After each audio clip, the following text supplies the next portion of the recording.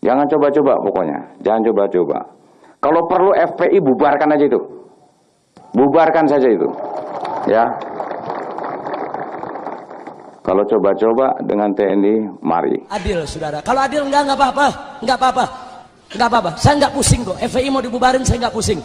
Ini malam Front Pembela Islam yang disingkat FPI dibubarkan. Enggak apa-apa. Besok pagi saya bentuk lagi Front Persatuan Islam.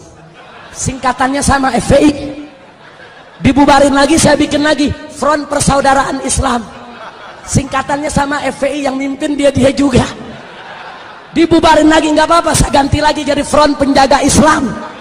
Singkatannya sama, yang mimpin sama, kerjaannya sama. Enggak, saya nggak pusing. Karena FPI hanya organisasi, alat juang, bukan tujuan. Tujuan kita adalah ridho Allah Subhanahu wa ta'ala. Ada FPI, nggak ada FPI, amar ma'ruf nahi munkar wajib untuk kita perjuangkan. Kenapa kami prosedur? Karena kami menghormati pemerintah. Kita nggak boleh melangkahi pemerintah. Kita nggak boleh melangkahi umarok, saudara. Kita nggak boleh sebelum kita lapor ke umarok kita main hakim sendiri. Haram.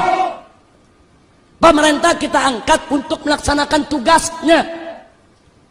Cuma yang jadi persoalan, manakala pejabat dengan penjahat berkolaborasi kerjasama dalam maksiat, masyarakat hanya ada dua pilihan. Satu, duduk jadi penonton saja, atau berdiri melakukan perlawanan.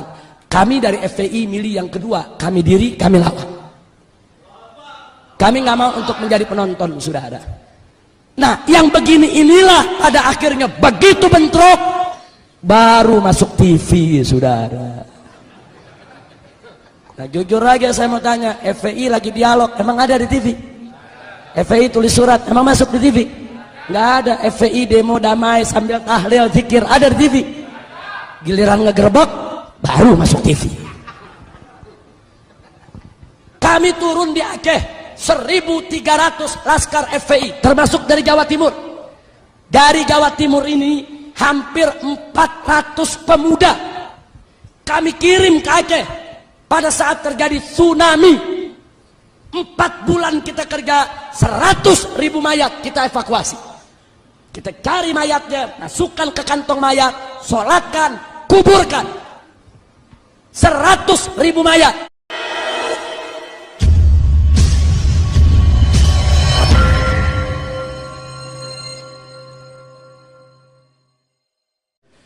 Bahwa sejak tahun 98 saya tidak sendiri, saya dengan kawan-kawan dari kalangan para habaib, para kiai, para ustadz, kalangan santri, pondok pesantren dan lain sebagainya, mendirikan organisasi Front Pembela Islam. FPI ini bukan partai politik. FPI ini adalah organisasi Islam yang bermadhab akidah Asy'ariyah dan bermadhab fikih Syafi'i. Artinya FPI adalah organisasi Ahlus Sunnah wal Jamaah. Nah, FPI banyak fokus pada bidang hisbah, amar ma'ruf nahi munkar. Tapi bukan berarti dakwah tidak kami kerjakan, bukan. Dakwah kami kerjakan juga. Jihad kami geluti juga. Pada saat terjadi pertikaian di Ambon, di Poso, kami kirim anak-anak muda kami untuk bertempur di sana bersama umat Islam yang lainnya menyelamatkan kaum muslimin. Bahkan sampai hari ini posko-posko kami di Ambon maupun di Poso masih tetap dalam keadaan siaga. Kami tidak mau lagi kecolongan seperti dulu. Nah, kemudian tidak sampai di situ. Kita juga peduli dengan jihad yang ada di Palestina, yang ada di Rohingya, yang ada di Kashmir, yang ada di Thailand Selatan, Patani, yang ada di Moro, dan lain sebagainya. Tapi memang di Indonesia yang banyak disorot adalah amar ma'ruf nahi munkar. Yang ingin saya sampaikan singkat saja, bahwa kami FPI betul, kami tidak menolak atau tidak memungkiri bahwa sering terjadi clash, bentrok antara kami dengan pengusaha-pengusaha maksiat, dengan preman-preman yang membackingi berbagai macam tempat maksiat. Hanya yang perlu saya klarifikasi bahwa dalam prosedur perjuangan Front Pembela Islam, posko FPI mana saja di seluruh Indonesia, manakala ingin berjuang menutup suatu tempat maksiat, wajib untuk memulai dari dakwah terlebih dahulu. Jadi nggak boleh ujuk-ujuk amar ma'ruf nahi munkar, nggak boleh saudara. Dakwah dulu, itulah yang kami sebut prosedur standar. Jadi kami mulai dakwah dulu dengan cara bagaimana? Dengan cara saudara memberikan nasihat kepada yang punya tempat maksiat. Kalau udah nggak bisa, kami laporkan kepada yang berwenang. Baik mulai dari RT, RW, lurah, camat, bupati, sampai kepada gubernur. Begitu juga tentara, polisi, kami surati dan semua kami arsipkan. Nah kalau itu semua juga nggak didengar, kami minta ketemu, kami minta dialog. Kami dialog ke DPRD, kami dialog dengan gubernur, kami dialog dengan pemilik maksiat. Karena kita nggak boleh nutup pintu dialog, saudara. Nabi sendiri dulu diajarkan oleh Allah kepada orang kafir pun dialog. Wajadilhum billati hiya ahsan. Nabi disuruh dialog, sama orang kafir aja kita mesti dialog. Apalagi yang bukan kafir, saudara. Wajib untuk dialog. Nah kalau dialog-dialog ini tidak membuahkan hasil, kami mengambil jalan lain, yaitu dengan melakukan demo. Demo itu pilihan berikut. Nggak ada ujuk-ujuk demo, saudara. Demo itu maksudnya unjuk rasa. Mungkin selama ini kami kirim surat, hurufnya kekecilan, pejabat nggak bisa baca. Jadi kami demo pakai spanduk, hurufnya gede biar pada baca. Itu kan filsafatnya, saudara. Mungkin selama ini kami dialog dengan bahasa lembut, nggak kedengeran. Jadi kami datang demo pakai speaker yang gede, biar semua dengar suara itu, saudara. Nah kalau itu sudah tidak mempan juga, nah kami ada tahapan-tahapan lain. Tahapan ultimatum, tahapan peringatan, dan seterusnya. Kalau semua jalan mentok, maka kami kembalikan ke masyarakat yang melaporkannya. Jadi kita FPI nggak ujuk-ujuk, masyarakat yang lapor. Nih di kampung kami ada tempat judi nih, bagaimana? Kami tuntun. Itu prosesnya bisa 6 bulan, bisa 1 tahun, bisa 2 tahun. Kami tunggu dengan sabar. Kalau bisa ditutup tanpa ribut, kenapa sih mesti ribut, saudara? Nah biasanya kalau udah 1 tahun, 2 tahun gagal, kami kembalikan masyarakat. Kami kumpulkan masyarakatnya, Bapak, Ibu, laporan Anda sudah kami terima, sudah kami laksanakan. Ini bukti-bukti kerjaan yang sudah kami lakukan, tapi semua batal, gagal. Sekarang terserah Anda maunya apa. Nah kadang-kadang masyarakat ambil jalan, ya udah, kalau memang ini semua sudah gagal, pemerintah tidak mau tahu, kami masyarakat yang akan bertindak. Pada posisi itu, FPI akan ikut masyarakat, saudara. Apapun resikonya, walaupun resikonya kami akan dikatakan melanggar hukum, main hakim sendiri, mengambil wewenang polisi, yang jelas kami sudah mengikuti prosedur yang ada. Kenapa kami prosedur? Karena kami menghormati pemerintah. Kita nggak boleh melangkahi pemerintah. Kita nggak boleh melangkahi umarok, saudara. Kita nggak boleh sebelum kita lapor ke umarok kita main hakim sendiri, haram. Pemerintah kita angkat untuk melaksanakan tugasnya. Cuma yang jadi persoalan, manakala pejabat dengan penjahat berkolaborasi kerjasama dalam maksiat, masyarakat hanya ada 2 pilihan. 1, duduk jadi penonton saja, atau berdiri melakukan perlawanan. Kami dari FPI milih yang kedua, kami diri, kami lawan. Kami nggak mau untuk menjadi penonton, saudara. Nah, yang begini inilah pada akhirnya begitu bentrok, baru masuk TV, saudara. Nah, jujur aja saya mau tanya, FPI lagi dialog, emang ada di TV? FPI tulis surat, emang masuk di TV? Nggak ada. FPI demo damai sambil tahlil, zikir, ada di TV? Giliran ngegerebek, baru masuk TV. Kami turun di Aceh, 1.300 laskar FPI, termasuk dari Jawa Timur. Dari Jawa Timur ini hampir 400 pemuda kami kirim ke Aceh pada saat terjadi tsunami. 4 bulan kita kerja, 100.000 mayat kita evakuasi. Kita cari mayatnya, masukkan ke kantong mayat, sholatkan, kuburkan. 100.000 mayat. Ada masuk TV? Nggak ada. Turun di Padang, turun di Jogja, turun di berbagai daerah bencana, bangun sekolah-sekolah darurat, bikin dapur-dapur umum saudara, buat juga kesehatan gratis untuk para pengungsi. Ada masuk TV? Tapi giliran FPI lagi ngemplang liberal, masuk TV. Tiap hari disetel saudara. Kejadiannya sekali, disetelnya tiap hari. Udah 5 tahun masih disetel lagi.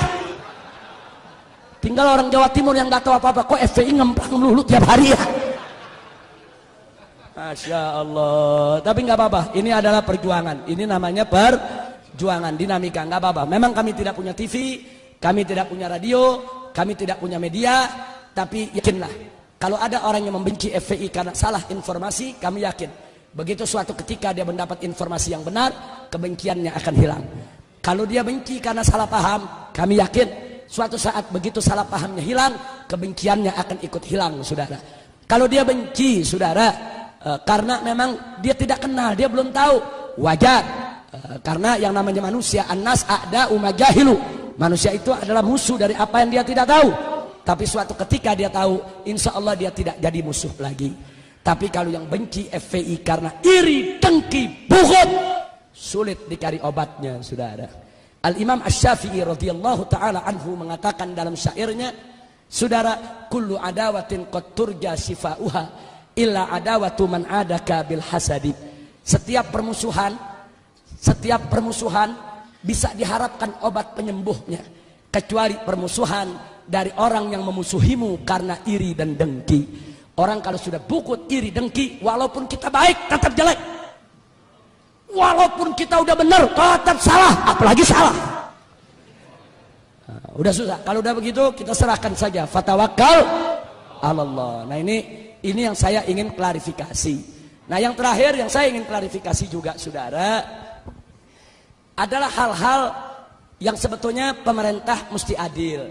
Saya kasih contoh, waktu terjadi peristiwa Kendal, Jawa Tengah. Waktu terjadi peristiwa Kendal, FPI di sana tidak sweeping, tapi FPI di sweeping. FPI di sana tidak merusak, FPI yang mobilnya dirusak dan dibakar. Jadi FPI di sana tidak main hakim sendiri. Justru Kapolres Kendal mengatakan FPI datang ke polisi, minta polisi yang turun. Hanya FPI terjebak, dikepung para preman, panik, terjadilah apa yang terjadi. Nah, saya tidak persoalkan itu, saudara. Yang saya persoalkan, tiba-tiba presiden bicara di televisi. Presiden mengecam FPI anarkis, FPI mempermalukan Islam, FPI mencederai Islam, dan seterusnya. Saya tidak marah. Presiden memarahi FPI silakan. Presiden mau jewer FPI silakan. Presiden mau tegur keras FPI silakan. Tapi presiden mesti adil menegurnya. Kalau FPI yang minta ditutup tempat pelacuran ditegur, lalu tempat pelacuran di Kendal yang operasi bulan Ramadan, kok presiden gak tegur? Mestinya tegur dong dua-duanya. Hei tempat pelacuran, kenapa kau masih buka sampai bulan Ramadan buka? Hei Kapolda Jawa Tengah, hei Kapolres setempat, ada apa tempat pelacuran buka di siang hari bulan Ramadan? Mestinya presiden marah dong. Setelah itu presiden tegur, hei FPI, kalau ada tempat pelacuran yang buka, kau jangan main hakim sendiri, kau jangan main pukul, awas. Kalau FPI begitu, kami tindak. Kalau begitu cara bicara presiden, saya terima. Ini enggak, pelacurannya presiden diem, ya. Giliran FPI-nya ditegur, FPI mesti begini, FPI mesti begitu. Nah pelacurannya kenapa ente diem? Baik FPI salah karena ingin menutup tempat pelacuran saudara tanpa izin pemerintah. Baik, katakan FPI salah. Lalu yang membuka tempat pelacuran, apa mereka tidak salah? Catat baik-baik saudara. Di Indonesia ada undang-undang human trafficking, perdagangan manusia. Dan itu juga undang-undang internasional yang diakui oleh Perserikatan Bangsa-Bangsa. Di dalam undang-undang human trafficking, undang-undang perdagangan manusia, salah satu yang dilarang adalah pelacuran. Jadi kalau ada negara yang membiarkan pelacuran, berarti negara tersebut dianggap melakukan perdagangan manusia, melanggar hak asasi manusia internasional. Kalau FPI salah dibawa karena dianggap main hakim sendiri, presiden lebih besar kesalahannya karena membiarkan pelacuran yang sudah dilarang oleh undang-undang nasional maupun internasional. Nah, kan ini negara hukum, saudara. Kita mesti bicara berdasarkan hukum. Nah, makanya begitu beliau bicara, saya lawan, saya jawab, saya minta pertanggungjawaban. Baik, kalau mau bubarkan FPI silakan, tapi kami minta bubarkan semua pelacuran di Indonesia. Jangan FPI bubar, pelacuran ente piara. Kira-kira jelas tidak? Nah, jadi adil saudara. Kalau adil enggak apa-apa. Saya enggak pusing kok. FPI mau dibubarin saya enggak pusing. Ini malam Front Pembela Islam yang disingkat FPI dibubarkan. Enggak apa-apa. Besok pagi saya bentuk lagi Front Persatuan Islam. Singkatannya sama FPI. Dibubarin lagi saya bikin lagi Front Persaudaraan Islam. Singkatannya sama FPI, yang mimpin dia juga. Dibubarin lagi enggak apa-apa, saya ganti lagi jadi Front Penjaga Islam. Singkatannya sama, yang mimpin sama, kerjaannya sama. Enggak, saya enggak pusing. Karena FPI hanya organisasi, alat juang, bukan tujuan. Tujuan kita adalah ridho Allah subhanahu wa ta'ala. Ada FPI, enggak ada FPI, amar ma'ruf nahi munkar wajib untuk kita perjuangkan. Nah baiklah, terima kasih atas semua perhatian, dan saya mau sampaikan informasi penting di ujung acara ini. Setahun yang lalu saya diundang oleh yang mulia sahabat kami tercinta, orang tua kita semua, Kiai Haji Hasan Mutawakkil. Beliau adalah saat ini menjabat ketua PWNU Jawa Timur. Jadi beliau mengundang saya, kita dialog cukup panjang, hampir lebih dari 1 tahun. Waktu itu saya didampingi oleh Habib Abdurrahman Asegaf. Intinya beliau menyampaikan bahwa program NU Jawa Timur ini, dan ini patut kita dukung semua, bahwa NU dengan pemerintah sudah sepakat bahwa tempat pelacuran doli harus ditutup. Takbir. Nah karena itu beliau mengundang saya, waktu itu kita diskusi, dan saya juga diundang pada acara HUT NU di Jawa Timur ketika itu. Nah, jadi kita berikan pemikiran-pemikiran kita, pengalaman-pengalaman kita, tapi intinya saya setuju dengan apa yang disampaikan oleh PWNU Jawa Timur, bahwa penutupan doli itu tidak boleh sekaligus serta-merta, tapi harus dilakukan secara bertahap untuk menghindarkan adanya konflik horizontal. Nah ini saya senang betul, dan saya ketemu dengan pimpinan Ikamra, ada di sini orangnya waktu itu, yaitu Haji Ali Badri.